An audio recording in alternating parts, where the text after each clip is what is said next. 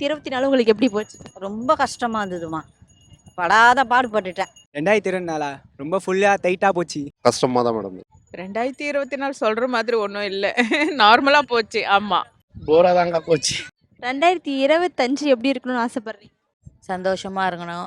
யாருக்கும் எந்த இதுவும் வரக்கூடாது. அதனால நல்லா இருக்கணும்னு சாமியை கும்பிட்றோம். என் முருகனை நாங்கள் போட்டிருக்க முருகனை நினைக்கிறோம். எல்லாருமே நல்லா இருக்கணும், நாங்கள் நல்லா இருக்கணும். 2025 வந்தா ஒரு நல்ல வழி பிறக்கணும். அதுதான் எனக்கு ரொம்ப நல்லா இருக்கணும், எல்லாரும் ஒத்துமையா இருக்கணும்.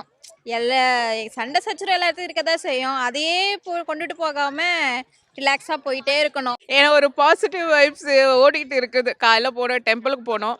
So positive vibes. இந்த வருஷம் பெட்டராக போவோம்னு நினைக்கிறேன் நான்.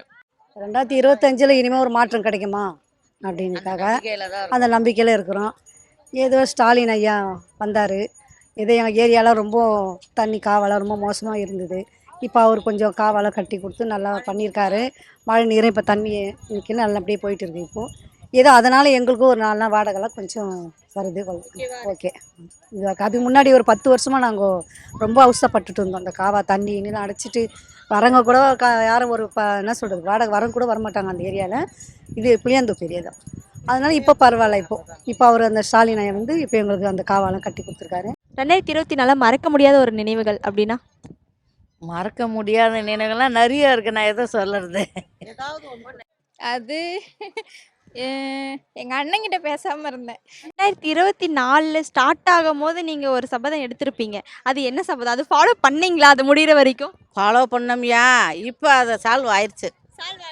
ஆயிடுச்சு. இப்போ நல்லா இருக்கியா.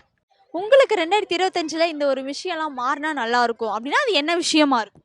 அப்படிலாம் ஒன்றும் இல்லைக்கா. பேட் ஹேபிட்ஸ் பண்ணாமல் இருக்கேன், அது மாற்றிக்க கூடாதுன்னு நினைக்கிறேன்.